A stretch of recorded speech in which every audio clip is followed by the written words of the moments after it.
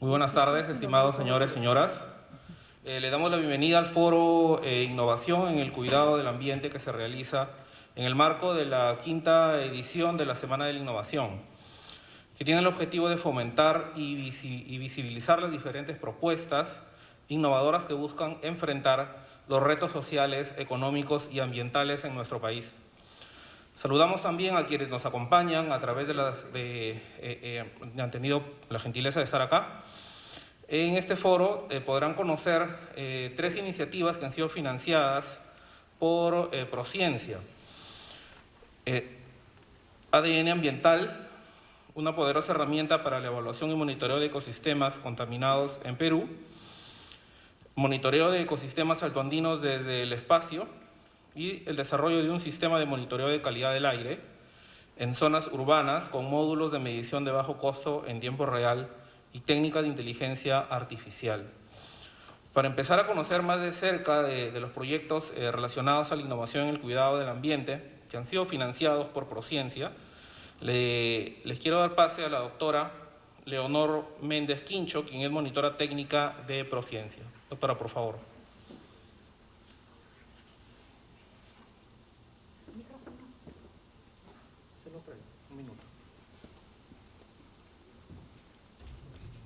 Muy buenas tardes, tengan todos ustedes, gracias por estar acá. Bueno, el día de hoy voy a compartir lo que se hace desde el punto de vista de Prociencia en el tema relacionado al cuidado del medio ambiente. Ahora, ¿por qué? Voy a hacer una pequeña reflexión como una introducción de las necesidades que tenemos en cuidar el medio ambiente, el porqué de cuidar el medio ambiente. Tenemos nosotros los recursos naturales, ¿no? ¿Qué cosa es? El agua, el suelo, los glaciares, los minerales, tenemos petróleo, gas natural, glaciares, cordilleras, etcétera, ¿no? Bueno, y si vemos en estadísticas, somos un país muy rico en recursos naturales, ¿no? Tenemos alrededor de 3.000 nevados, 19 cordilleras, alrededor de 12.000 lagunas, 1.000 ríos, 159 cuencas hidrográficas. Bueno, eso por dar ejemplo del agua, ¿no? Pero no solo tenemos agua dulce, también tenemos agua salada. Y el agua también está como agua superficial o agua subterránea. Entonces, tenemos mucho recurso natural que nosotros lo usamos en forma directa e indirecta. Entonces, en eso, el recurso natural se va a deteriorar. Y por ello tenemos en el Perú el Ministerio del Ambiente, el ente rector ambiental que ve este tema, ¿no? Desde el punto de vista de sostenibilidad. ¿Qué significa esto? Que debemos hacer uso del recurso natural sin afectar a las futuras generaciones, cuidando el medio ambiente y con equidad social. Entonces, de eso se trata. Para ello, vamos a analizar, ¿no?, cómo estamos alterando el medio ambiente usando los recursos naturales. Acá voy a mencionar unos indicadores, pues son un ejemplo. Realmente existen muchos más conceptos. Lo que estoy mencionando acá es lo que indica la OECD, la Organización para la Cooperación Económica para el Desarrollo, presión, estado, respuesta. ¿Eso qué significa?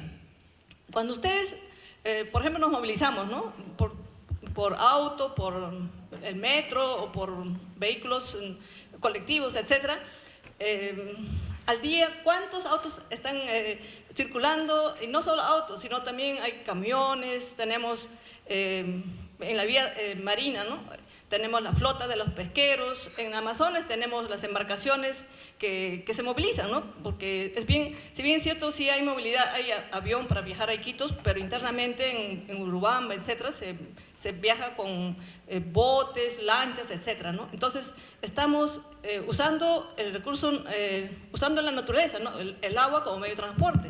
Igual, ¿no?, a todos nos gusta viajar en avión, también el avión genera emisiones. Entonces, cada vez hay mayor tráfico de aviones, mayor embarcaciones, mayor vehículos, etcétera. Estamos afectando, alterando la condición ambiental. A eso le llamamos presión. Y también podemos hablar, cuando hablamos de presión, es en cantidades. Por ejemplo, ¿cuántas toneladas de mineral se está extrayendo todos los días? Pues se dinamita para poder extraer el mineral, ¿no? Y no solo es extraer, sino también hay que procesarlo, hay que transportar y embarcarlo para exportar, ¿no? Entonces, en ese camino se va haciendo afectaciones al medio ambiente. Entonces, ante ello, existen obviamente normas. Tenemos la Ley General del Ambiente, tenemos los reglamentos de protección ambiental de todos los sectores económicos, tenemos límites máximos permisibles, existen protocolos, guías, etcétera, ¿no? Instituciones que se dedican a hacer la supervisión ambiental. Entonces, eso desde el punto de vista global.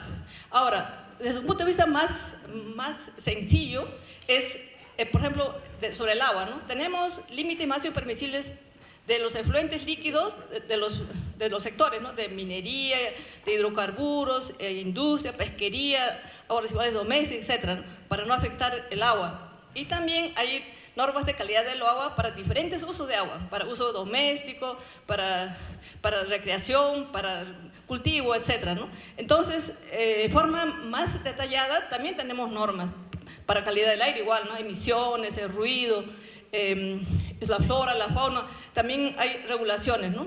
Eso está relacionado a biodiversidad, etcétera. Y el suelo, también tenemos normas de los estándares de calidad ambiental para el suelo y lo que es el manejo de los pasivos ambientales y los suelos contaminados. En el Perú se escucha mucho en la noticia que hay muchos botaderos, hay pocos rellenos sanitarios, hay un mapa de rellenos sanitarios o botaderos que el OEFA ha estudiado, ¿no? Ha identificado, puedo decir, ¿no? Entonces, y se está trabajando en ese tema, ¿no? Ahora, pensando en el medio ambiente, en el cuidado del ambiente ante esta situación, ¿qué se debe de hacer, ¿no? Si hablamos de los residuos sólidos, el Ministerio de Ambiente informa que al día en el Perú se genera 21.000 toneladas de residuos municipales. Entonces, de ello, algo del 50% son residuos orgánicos. Y ahora que estamos nosotros en problema de escasez, de falta de fertilizantes, a partir del residuo orgánico podemos hacer el compost, un abono orgánico. Entonces, cuidamos el medio ambiente y creamos también un nuevo producto. Entonces, hay muchos desafíos en el tema ambiental. Estamos viendo el tema, el círculo, ¿no? O sea, así como el ciclo del agua, el agua se usa, se trata, se evapora, etcétera. También el residuo sólido, ¿no? Lo usamos, lo podemos reusar, reciclar y convertir en un nuevo producto. Entonces, estos temas, estos conceptos, los que les he mencionado es solo un ejemplo. Existen estos conceptos de Naciones Unidas, la Unión Europea, entra mayor precisión, mayores, eso está relacionado a lo que es estadística ambiental. Y para ello necesitamos la ciencia. ¿Por qué? Porque tenemos que medir. Entonces, cuando hablamos de mediciones, trabajamos con, se llama mediciones de información primaria. Y luego tenemos información secundaria, etcétera, lo cual sirve para los modelajes, para hacer predicciones del futuro, cambio climático, escenarios en 20, 30 años, 50 años, qué pasará, las inundaciones, etcétera, ¿no? Entonces, para eso necesitamos la ciencia y para eso existe la reacción, ¿no? De la academia, generar conocimiento con los estudiantes en los colegios, en las universidades, etcétera. Ante ello, nosotros en Prociencia tenemos 6 áreas temáticas que se financia, siendo el tema ambiental uno de ellos, y ahí tenemos 2 tipos de convocatorias, ¿no? Innovación científica, el otro es innovación y transferencia tecnológica. Ello está orientado de acuerdo a, porque la ciencia no es que generes un conocimiento, investigues en el laboratorio y luego lo pones a práctica, sino hay varios pasos a seguir hasta que se puede poner en la práctica. Por eso es que existe 2 tipos de investigación, ¿no? Científica y luego innovación y transferencia tecnológica, para llevar a la realidad. Luego tenemos en Concitec, Prociencia, diferentes esquemas financieros para hacer los proyectos, financiar proyectos según como sea considerado el mercado, ¿no? En mi caso, yo soy monitora técnica del esquema 038 que se llama Incorporación de Investigadores. Eso significa que se ha traído al Perú peruanos o extranjeros para que acá comparten, transfieran su conocimiento en universidades o entidades peruanas y pueden hacer estudios con tesistas, hacer publicaciones y desarrollar más conocimiento, ¿no? Bueno, entonces, el tema ambiental también sí tiene apoyo, porque más o menos el 20% de los proyectos que se han financiado en los últimos 4 años pertenece a temas, a proyectos ambientales. Y en monto es algo del 26%, es aproximadamente 43 millones de soles que se ha subvencionado para proyectos de medio ambiente. El general de todos los proyectos es 161 millones de soles. Luego tenemos, por tipo de convocatoria, ¿no? La mayor convocatoria que se ha financiado está relacionada a la investigación científica, en cantidad y en montos de millones de soles también. El otro es, el tema es por tipo de entidad. O sea, se tiene como entidad ejecutora las universidades nacionales, privadas, empresas privadas, por ejemplo, Quimtia, que en la mañana ha expuesto sobre la vacuna, es una empresa privada que hace investigación. Y tenemos también instituciones públicas, por ejemplo, el IMARPE, el IAP, que está en Iquitos, IGP, ITP, son instituciones públicas que investigan. Y la empresa privada, ya les mencioné, organizaciones privadas, también existen asociaciones que reciben financiamiento y ONGs. Entonces, hay bastante interés de la sociedad en trabajar en este tema, porque el tema ambiental es responsabilidad de todos. Ahora, acá podemos ver que existe pocos proyectos fuera de Lima, ¿no? La mayoría de proyectos se tiene en Lima, más del 50%, ¿no? 73% están en Lima. Pero eso no significa que los proyectos se hacen en Lima directamente. Yo conozco, la Universidad Agraria de Molina tiene institutos de desarrollo regional, entonces trabajan en la costa de la Sierra Selva. Y la Universidad de San Marcos, la Facultad de Medicina Veterinaria tiene el IVITA, que se llama Instituto Veterinario de Investigaciones Tropicales y en zonas andinas. Entonces, trabajan en varios lugares de Perú, o sea, San Marcos está en Lima, pero su lugar de investigación está fuera de Lima. Las otras universidades no lo sé, pero siempre se está trabajando, por ejemplo, más tarde va a exponer el investigador de San Marcos, también ha hecho su investigación fuera de Lima, en Puno y en Yarinacochas, ¿no? Entonces, eso que quede claro, no es que solo se investiga en Lima, o sea, las entidades están en Lima, pero se está investigando dentro del Perú. Eso que quede claro. Bueno, de los 81 proyectos que tenemos en esos 4 últimos años, en esta oportunidad, los 3 proyectos han sido seleccionados para que se presenten este día. Ya mencionó el moderador anteriormente lo que van a exponer más luego. Entonces, acá podemos ver, desde el punto de vista del medio ambiente, los temas de hoy día están relacionados al aire y dos proyectos relacionados a los ecosistemas, pero ecosistemas estudiados de diferentes puntos de vista. Entonces, la ciencia es bien amplia y se puede estudiar de diferentes maneras y es muy rico para seguir investigando y nutriéndonos y poder compartir con otros también. Muchas gracias.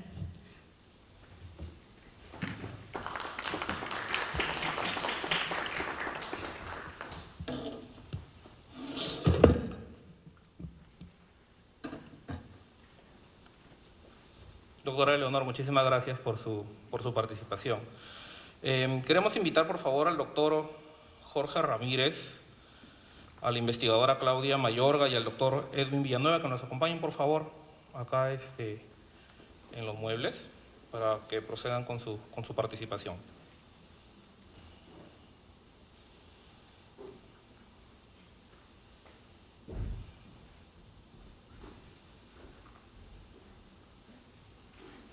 Tomen asiento, por favor. Iniciaremos la presentación del proyecto ADN Ambiental, una poderosa herramienta para la evaluación y monitoreo de ecosistemas contaminados en Perú, a cargo del doctor Jorge Ramírez Malaver de la Universidad Nacional Mayor de San Marcos. Por favor.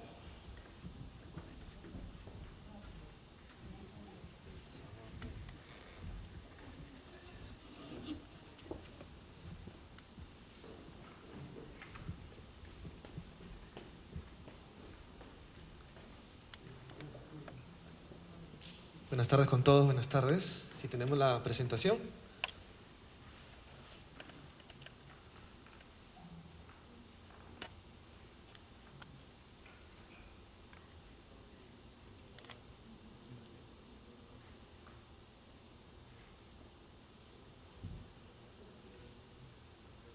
Muchas gracias. Buenas tardes con todos. Es un gusto para mí estar aquí en esta Semana de la Innovación de Concitec, ¿no? Un evento tan importante. Mi nombre es el doctor Jorge Ramírez, soy de la Universidad de San Marcos, ya me presentaron. Y hoy vengo a hablar sobre este proyecto, que en verdad es un proyecto donde trabajan muchos investigadores, ¿no?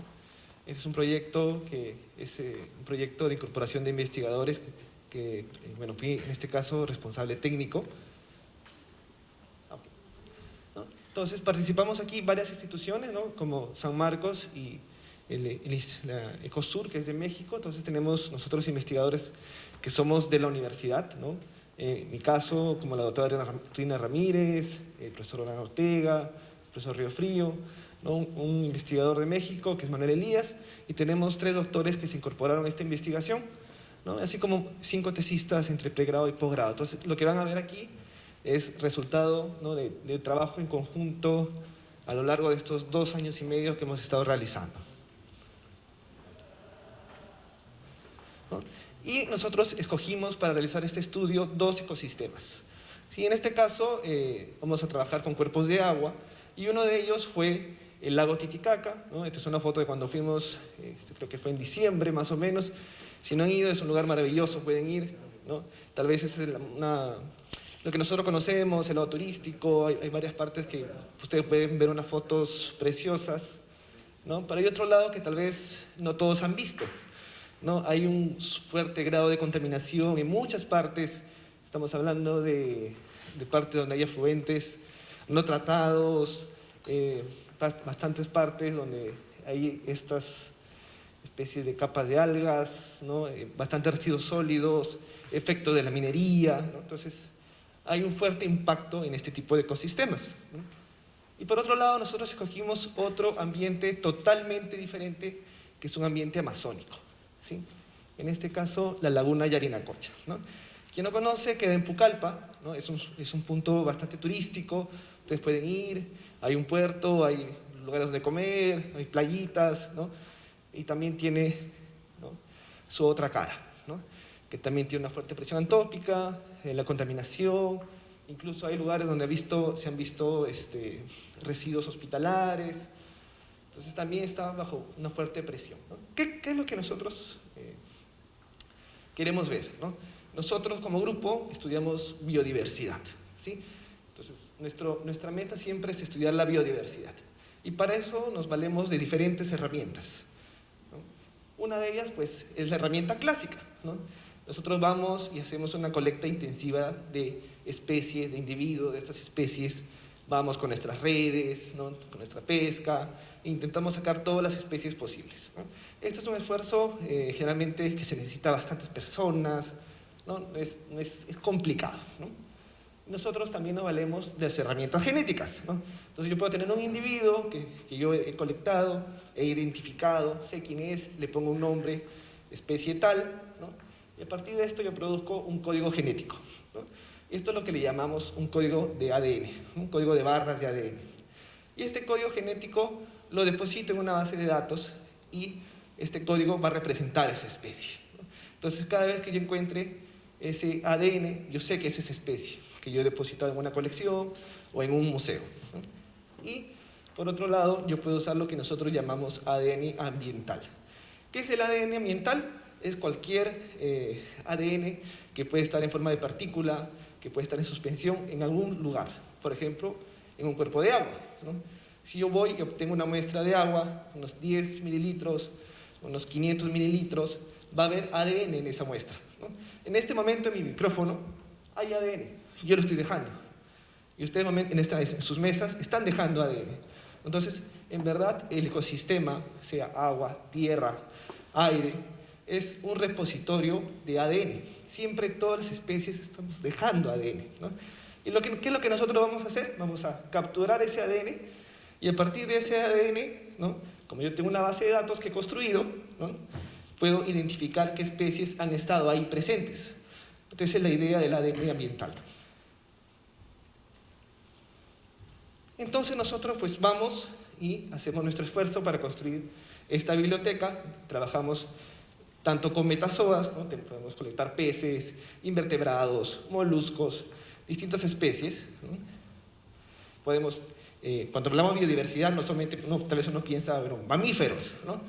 También podemos hablar de bacterias o de fitoplancton, ¿no? Entonces, nosotros intentamos hacer todo un estudio donde se involucren todos los distintos tipos de biodiversidad. Porque al final, un ecosistema, ¿no? ¿no? Son interrelaciones, ¿no? Todas estas especies tienen interrelaciones entre ellas, no viven por separado, ¿no? Entonces, un cambio en el ecosistema, cuando afecta a una de estas especies, afecta a todo, ¿no? Entonces, nosotros intentamos estudiar toda la biodiversidad como un todo, ¿no? Claro que cuando nosotros hacemos un ADN ambiental, no lo trabajamos todo de la misma manera, ¿no? Existen genes específicos para estudiar bacterias, como es el caso del 16S. Si queremos estudiar, ¿no?, metazoa, nosotros estudiamos COI, ¿no? O en este caso, por ejemplo, para estudiar fitoplancton, estudiamos 23S, ¿no?, que es un gen que tiene los organismos que hacen fotosíntesis. Entonces nosotros nos enfocamos de distinta manera. Y en este caso, por ejemplo, voy a estar intentando mostrar por partes Titicaca, por partes Yarina, ¿no?, pero vamos a intentar ver algunos resultados, ¿no? Entonces nosotros, mala suerte nuestra, comenzamos este proyecto en diciembre de 2019. Entonces teníamos una idea, vamos a ir cada cierto tiempo, llegó la pandemia, nos encerraron y todos ustedes conocen la historia, ¿no? Pero igual conseguimos ir al campo entre tanta cosa, fuimos como 4 veces en un año y tanto, ¿no? Conseguimos hacer estas colectas. A veces uno piensa que es cercano, pero en verdad son espacios muy distantes, algunos de muy difícil acceso, no siempre hay embarcaciones, ¿no? Pero al final conseguimos este muestreo, ¿no? Y entre estos puntos, esta parte de aquí, que es la bahía de Puno, que es donde nosotros tenemos la mayor contaminación, ¿no? Otras partes, como por ejemplo aquí en Mo, que uno va y son esas fotos maravillosas. Y aquí algunas fotos simplemente para que vean el trabajo de campo. Aquí estamos haciendo, ¿no?, junto con los estudiantes, la colecta de los individuos, ¿no? Acá hay colecta de invertebrados que están presentes, ¿no? Esta es una colecta que se hizo para capturar zooplancton, ¿no?, esos pequeños animalitos que están suspendidos en el agua. Y aquí ya el trabajo, pues, que se hace en el museo, ¿no? Todos estos se separan, se identifican, se separan, se van depositando en el museo, para luego hacer estas identificaciones, ¿no? Por ejemplo, estos son un ejemplo de la diversidad que hemos encontrado en Yarinacocha, ¿no? En peces, más o menos, hemos encontrado unas 100 especies, y uno puede decir, bueno, ahí ya está todo conocido, ¿no? Pero vamos a ver que no es tan así, ¿no?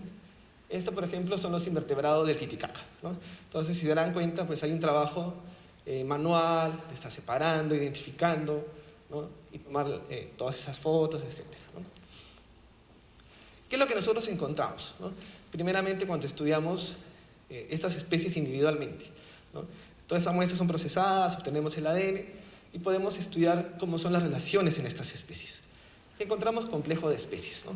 Especies que uno pensará que son únicas, pero en verdad dentro de estas especies hay muchas especies que necesitan ser descubiertas. ¿Qué más encontramos? Especies nuevas, especies que simplemente no sabemos qué son, ¿no? Entonces, por ejemplo, en el caso de Yarina, hemos encontrado unas especies que son desconocidas para la ciencia, ¿no? Entonces, y eso es de cierta forma común, ¿no? No crean que ya conocemos toda la biodiversidad, ¿no? Entonces, cada vez que uno hace una salida de campo, hace un nuevo trabajo, termina descubriendo muchas nuevas especies. Y en la parte del DNA ambiental, pues nosotros tomamos las muestras, ¿no? Pueden ser generalmente usando estas botellas, ¿no?, dependiendo si nosotros queremos tomar agua de la superficie o queremos tomar agua de la profundidad, ¿no? Porque no es lo mismo tomar agua, el DNA que puede estar suspendido en la superficie o el DNA que puede estar suspendido en la no sé, 5, 10, 15 metros. En este caso, por ejemplo, esta fue la colecta que hicimos en Yarinacocha, ¿no? Nosotros, este agua, hacemos un procesamiento, ¿no? ¿Cuál es el procesamiento? Pasar por estos filtros, unos filtros especiales de 0.2 micras, ¿no?, donde aquí adentro se va a quedar todas las partículas, especialmente el DNA, va a quedar atrapado, ¿no? Todo lo demás pasa, ¿no? Eso no nos importa. Nos importa a partir de ahora el filtro donde está nuestro DNA. Y después hacemos una extracción de ADN con kits comerciales que ya existen para trabajar con este tipo de muestras ambientales. No lo voy a aburrir con toda la parte del laboratorio, ¿no? Entonces nosotros fuimos al laboratorio, hacemos toda la extracción y al final obtenemos muestras de ADN que las mandamos a secuenciar, ¿no? Eso se hace un secuenciamiento de lo que se llama nueva generación, donde obtenemos muchas lecturas, ¿no? Y a partir de eso podemos identificar las especies presentes en estos ambientes, ¿no? Solamente para que se den cuenta, esto es un resultado de, después de la extracción, ¿no? Esto es ya descarte, ¿no? Pero estos son los filtros del Titicaca, por ejemplo. Este es un lado donde no hay contaminación y este es un lado de la bahía de Puno, ¿no? Y aquí tenemos, por ejemplo, el Titicaca. ¿Qué hemos encontrado? ¿No? Trucha, ¿no? Estos son de los lugares donde más hemos encontrado DNA de trucha, ¿no? Trucha, sí, bueno, ustedes saben que hay mucho cultivo de trucha en estos lugares, ¿no? Entonces, era esperado, ¿no? Más raro es que no hemos encontrado casi DNA de las especies nativas. En algunos puntos hemos encontrado Trichomectrus, ¿no? Pero por ejemplo Orestias, que es cada vez más raro encontrar el Titicaca, y que es la especie que era nativa de ahí, prácticamente no la hemos encontrado. ¿Qué más hemos encontrado? Aves, ¿no? Por ejemplo, hemos encontrado bastante DNA de la gaviota del Titicaca, ¿no? También esperado en bastantes puntos, es bastante común, ¿no? Algunos otros aves como los zambullidores, etcétera, etcétera. Estos patitos y monitos hemos conseguido encontrar, ¿no? Y por otro lado, ¿no? Si vamos a ver otros tipos de grupos, ¿no? Por ejemplo, las bacterias, ¿no? También encontramos otros tipos de resultados, ¿no? En este caso, podemos ver composición, por ejemplo, a través del 16S de cómo es esta microbiota en el Titicaca, ¿no? Entonces, vemos que existen algunos puntos donde empiezan a haber cambios, ¿no? Empiezan a haber cambios y generalmente porque algunas otras especies son responsables de esos cambios, ¿no? Y, por ejemplo, nosotros podemos ver las especies que son más comunes y dónde están, ¿no? Entonces, por ejemplo, esta de aquí, que resalta aquí, es una especie que está en Juli, ¿no? Donde estaba uno de los puntos donde más hemos encontrado trucha, ¿no? Y esta especie es un patógeno asociado a truchas, por ejemplo, ¿no? Entonces, estamos viendo aquí ya un impacto, ¿no? Bueno, y ese era más o menos un panorama general de lo que yo les quería mostrar. Muchas gracias.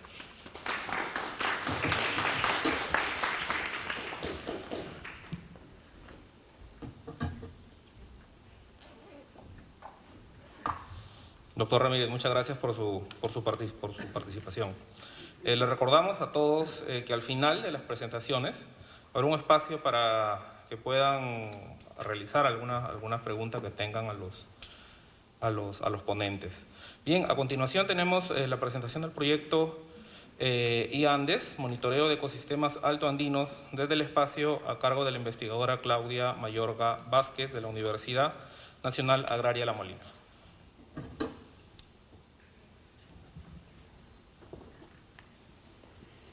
Bien, buenas tardes con todos. Ya me presentaron, mi nombre es Claudia Mayorga, soy bachiller en Biología de la Universidad Agraria. Hoy me encuentro en representación de la doctora Claudia Caro, que no pudo acompañarnos en esta presentación. Ella es la directora del proyecto. Y bueno, vengo a contarles un poco acerca del proyecto EANDES, Monitoreo de Ecosistemas Altoandinos desde el Espacio. Uno de nuestros objetivos principales con este proyecto es conocer de cerca los ecosistemas altoandinos, cuál es su cobertura, qué especies están presentes ahí, de una forma remota, mediante detección remota. Para poder lograr este objetivo, el proyecto desarrolla un conjunto de productos, en su mayoría mapas, en base a imágenes satelitales, ¿no? Para permitir la caracterización remota de ecosistemas altoandinos. Actualmente, nuestra área de estudio es la Reserva Nacional de Junín, que como sabemos alberga el lago Junín o el lago Chinchaycocha, que es un humedal altoandino de importancia internacional.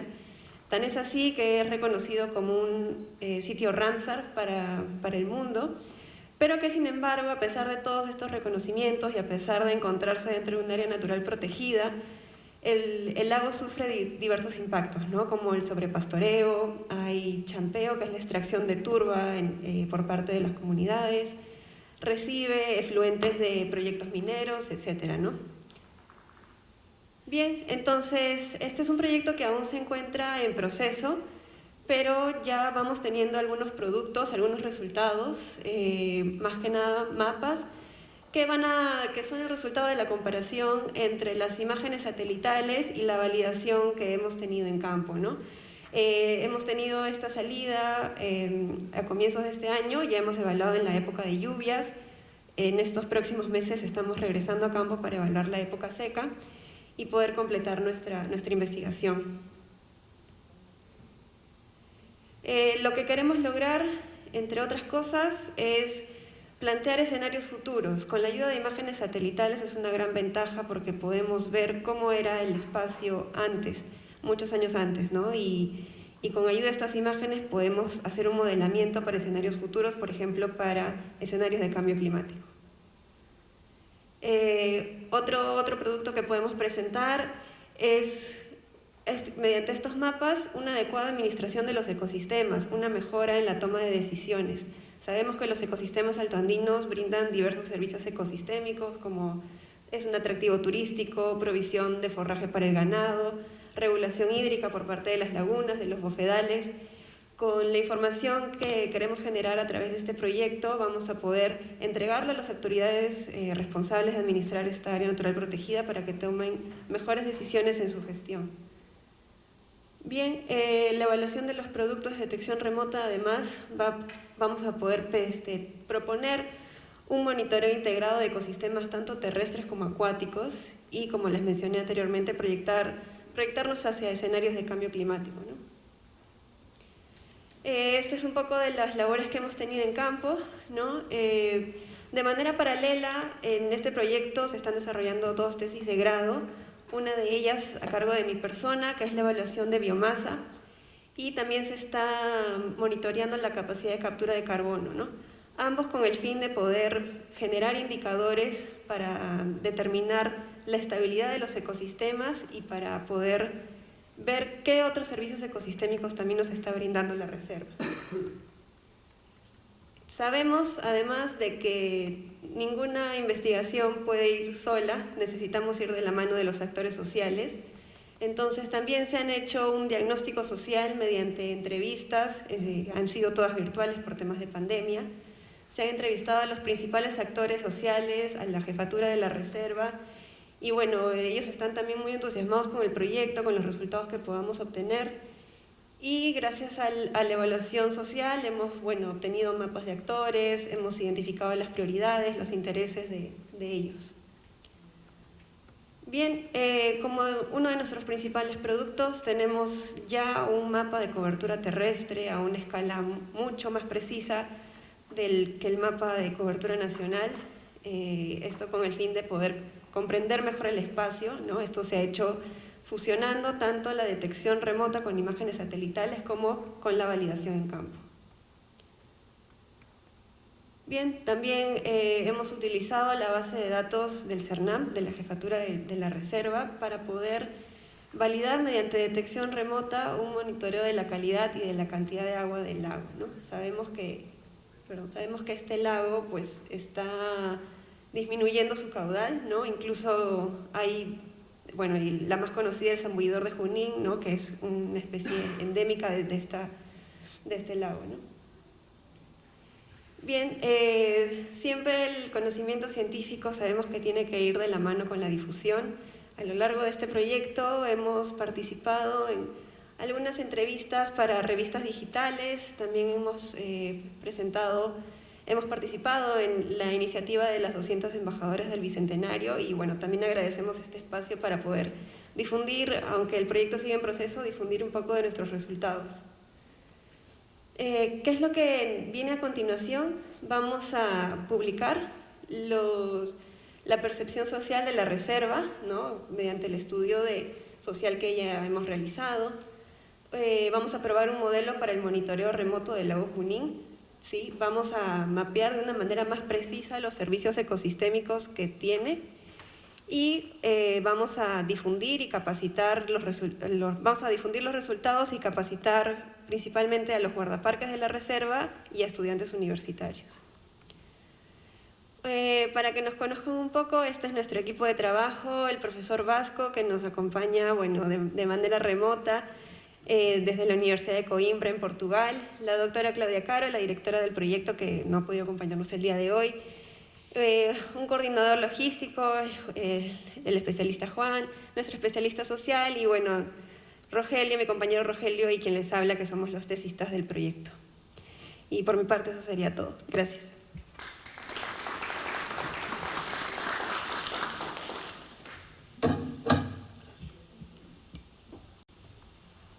Agradecemos a la investigadora Claudia Mayorga por su participación. Para finalizar, tenemos la presentación del proyecto de desarrollo de un sistema de monitoreo de calidad del aire en zonas urbanas con módulos de medición de bajo costo en tiempo real y técnicas de inteligencia artificial, a cargo del doctor Edwin Villanueva Talavera de la Pontificia Universidad Católica del Perú.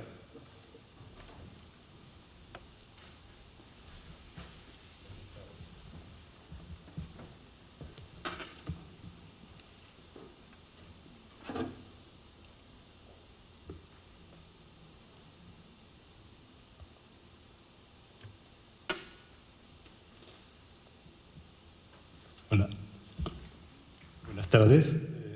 Muchas gracias por la invitación, es un gusto estar aquí. Quiero presentarles ahora los resultados del proyecto que ha estado a cargo mío en la Pontificia Universidad Católica. Un proyecto bastante ambicioso, ¿no?, de desarrollo tecnológico e investigación científica, y bueno, que ya está llegando a su fin. Lo que nos motivó desarrollar este proyecto es justamente la amenaza que tiene nuestro aire en las grandes ciudades debido a la contaminación del aire por emisiones industriales, emisiones vehiculares, entre otras, ¿no? Aquí les muestro dos fotos de dos ciudades, ¿no?, de Lima y Arequipa, donde podemos apreciar un poco la mala calidad de aire, ¿no? El problema de estar expuesto a mala calidad de aire es serio, ¿no? La mala calidad de aire, según la Organización Mundial de la Salud, mata a 1 en cada 10 personas, ¿no?, asociadas a enfermedades derivadas de exponerse a aire de mala calidad. Aquí, el último reporte de Air Quality Life Index, realizado el año pasado por la Universidad de Chicago, estima que la expectativa de vida de los habitantes de Lima se ha reducido en 4.7 años debido a la contaminación del aire, ¿no? Quienes más sufren, obviamente, son los niños, que tienen un ritmo de ventilación mayor, madres gestantes, ¿no?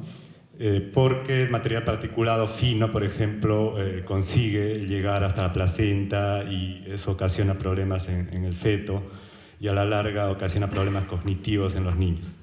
Entonces es un problema transparente, a veces no se ve, pero provoca grandes daños, ¿no?, en la población. Aquí en Lima, siendo una de las ciudades que normalmente aparecen ranqueada en las ciudades más contaminadas de Latinoamérica, tenemos un sistema de monitoreo muy deficiente, ¿no? Las estaciones que existen en la ciudad son alrededor de 10 manejadas por el CENAMI y algunas otras manejadas por otras instituciones, pero es un área de 3.000 kilómetros cuadrados, ¿no? Entonces, el monitoreo que se hace es, como decir, a grandes rasgos, pero para un poblador que está en un lugar realmente no se conoce exactamente qué está pasando con su aire a su alrededor. Hacer crecer estas redes es complicado. Cada una de estas estaciones puede costar más de $500,000 el costo de mantenimiento, en fin, es todo un presupuesto y nuestros países no suelen dar la prioridad a estos temas, ¿no? Entonces, nosotros hemos querido desarrollar una herramienta alternativa basada en tecnologías de bajo costo, de monitoreo de bajo costo, y apoyado con técnicas de inteligencia artificial para proveer esta herramienta como una alternativa al monitoreo de la calidad de aire, ¿no? Entonces, siempre decimos, ¿no?, lo que no se mide no se controla. Entonces, el primer paso para poder saber qué aire estamos respirando cada día. Estos son los monitores que se han desarrollado junto con la empresa Caira. Son monitores compactos que tienen la capacidad de medir material particulado fino, monóxido de carbono, dióxido de nitrógeno, ozono, dióxido de azufre y sulfuro, ¿no? Además, algunos parámetros ambientales como la presión atmosférica, la humedad, temperatura, radiación solar y ruido del ambiente, ¿no? Tienen autonomía de comunicación, se pueden conectar a la red celular y comunicar sus datos a la nube, y también conectarse a paneles solares o a la red eléctrica. Aquí les muestro algunos de los monitores ya implementados, ¿no? Una cosa que nos preocupaba mucho era asegurar la calidad de los datos, ¿no? Dado que siempre la calidad de los datos de monitores de bajo costo es cuestionada.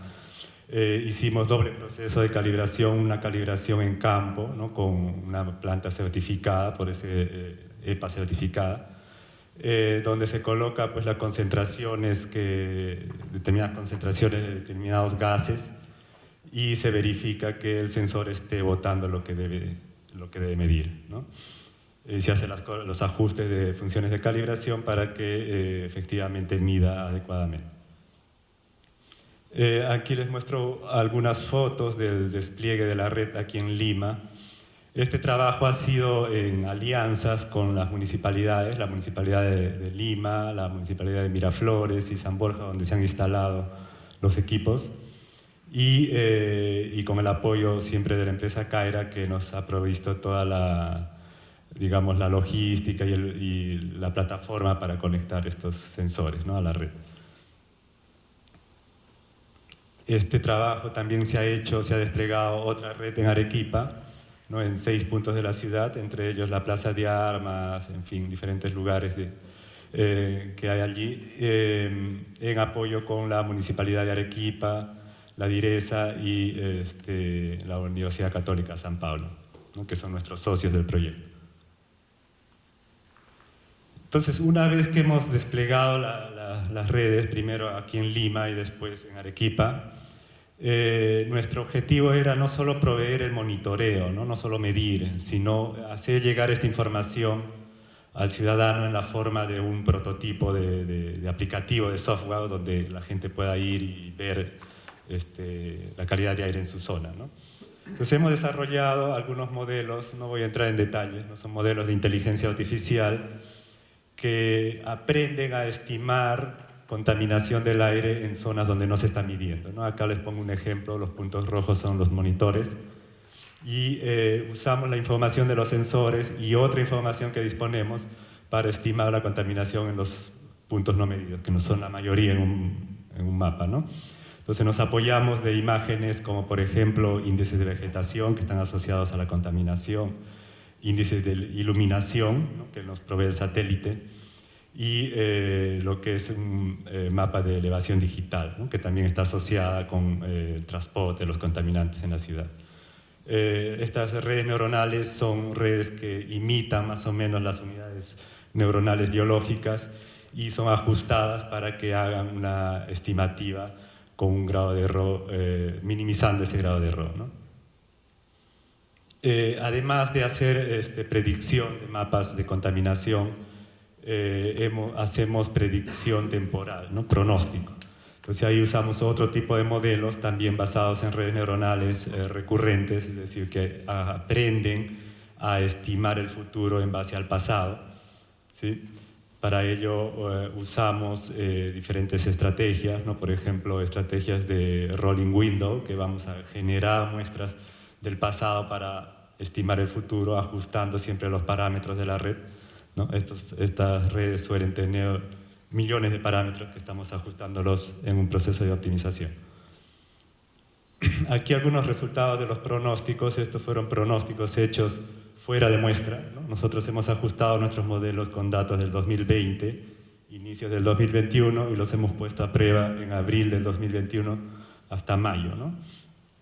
Y vemos los pronósticos más complicados son a 6 horas adelante, que es donde hemos en este proyecto objetivado, ¿no? Ahora estamos ajustando a 24 horas adelante, versus la medición real, ¿no? Llegando a un R cuadrado de 0.9, ¿no? Como puede apreciarse, los errores son pequeños, aunque aún estamos en proceso de mejora, sobre todo en los picos, ¿no? Está en algunos casos sobreestimado, ¿no? También hay una limitación en los datos, no se tiene, digamos, gran cantidad de datos, desde el 2020 estamos midiendo, pero a medida que consigamos más datos, estos modelos van a hacerse más precisos, ¿no? Y bueno, por último, empaquetamos todo ese desarrollo de modelos en un software, ¿no? Que está disponible ahora, está en línea, en la que cualquier persona que pueda acceder puede ver los mapas, cómo cambian a lo largo del tiempo, de las 24 últimas horas medidas, y hace una proyección a las 6 siguientes horas, ¿no? Incluso uno puede hacer clic en cada monitor y ver los pronósticos las siguientes 6 horas, ¿no? En fin, hay todo un paquete ahí que hemos preparado, un paquete tecnológico, y estamos en proceso de licenciar a la empresa Caira, bueno, y a otros interesados, ¿no? Se han realizado algunos productos, ¿no?, de este proyecto. Por ejemplo, 3 publicaciones científicas, estamos 2 más en elaboración. La última que se nos aceptaron fue en esta revista Frontiers in Sustainable Cities, ¿no? Es una revista sueca bastante prestigiosa. Y en algunas conferencias también de analítica de datos, ¿no?, y de ciencias computacionales. 2 tesis de maestría, una tesis de pregrado, el paquete tecnológico. Alianzas ha sido un trabajo arduo en trabajar con las municipalidades, ¿sí? Durante pandemia hemos estado publicando boletines de calidad de aire. Realmente ha sido interesante esa época porque no muchas veces se tiene la oportunidad de desconectar digamos, el transporte vehicular en las ciudades y ver cuál es el impacto y la contribución a la calidad de aire, así que hemos tenido esa suerte de medir. Bueno, ha habido muchas dificultades, ¿no? Cuando nosotros estábamos instalando la red, vino la inmovilización social. Habíamos implementado ya 4 monitores aquí en Lima. Con eso conseguimos medir algo, ¿sí? Y bueno, después todo el problema de volver a reactivar fue un poco desafiante, ¿no? Y bueno, hemos participado en algunas ponencias y notas periodísticas, ¿no?, y entrevistas, en fin. Para concluir el trabajo, realmente verificamos la tecnología de bajo costo, son una alternativa asequible, costo efectiva, sobre todo para ciudades y países de ingresos bajos o medios, ¿no? Y da un buen panorama de la calidad de aire en tiempo real de lo que sucede y lo que se exponen los ciudadanos en su día a día, ¿no? Es importante asegurar la calidad de los datos. Para eso hay que hacer procesos de calibración y de verificación, y preprocesamiento también. La inteligencia artificial nos ha mostrado que puede apoyar estas tecnologías y complementarlas para dar información más asequible al ciudadano. Y bueno, el financiamiento es una cuestión clave, ¿no? Sin financiamiento no podríamos hacer esto. Y otra cuestión importante en este tipo de proyectos es trabajar de la mano con gobiernos locales, con la empresa privada y en equipos de múltiples disciplinas, ¿no?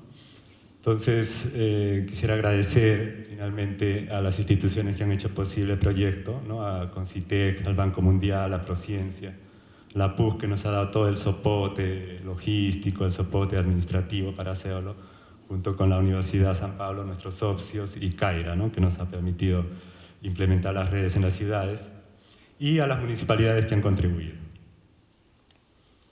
Y bueno, eso era lo que les quería mostrar. Muchas gracias.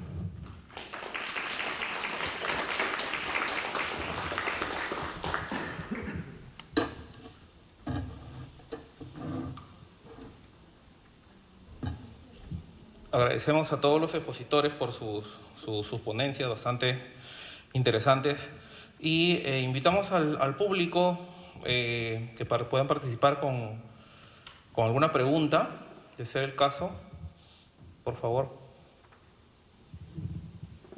Buenas tardes con todos. Primeramente felicitarlos, agradezco que nos hayan brindado toda la información, ¿no?, de sus investigaciones. La pregunta que tendría para el doctor Ramírez sería si de los resultados que tienen han logrado determinar indicadores que nos permitan, de repente, o que les permita determinar calidad ambiental o biodiversidad. No sé qué es lo que podrían estar encontrando. Gracias.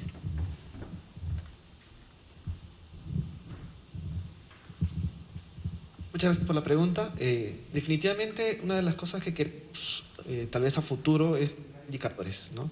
Que sea algo más práctico de poder decir hay un impacto o no hay impacto, ¿no? En este momento todavía estamos como que evaluando toda la data, ¿no? Porque hay más data para hacer que hemos producido que tenemos que evaluar, ¿no? Pero sí algunas cosas que se vienen trabajando nos podrían ayudar a algunos indicadores, ¿no? Por ejemplo, el levantamiento que hemos hecho manualmente, que es mucho más trabajoso y costoso comparado con el DNA ambiental, nos podría dar un parámetro de comparación para luego poder llegar a hacer algunos indicadores, ¿no? Se han conseguido hacer algunos indicadores en otros lados con DNA ambiental, pero son muy específicos de ese ecosistema, ¿no? Entonces nosotros tenemos que construir un indicador para cada ecosistema o al menos algo general. Doctor, muchas gracias. ¿Alguien más, por favor, que desea participar con alguna pregunta que tenga para los ponentes?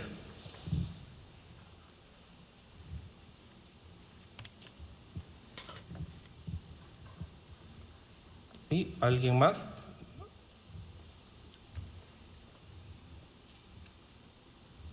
Correcto. Bien, agradecemos nuevamente la participación de los señores ponentes, al público asistente por acompañarnos, y los invitamos a que nos acompañen en las actividades organizadas por esta Semana de la Innovación, todavía culmina el día de mañana, visitando nuestra web innovacion.concitec.gov.pe para conocer mucho más detalles y cómo pueden participar. Muchas gracias.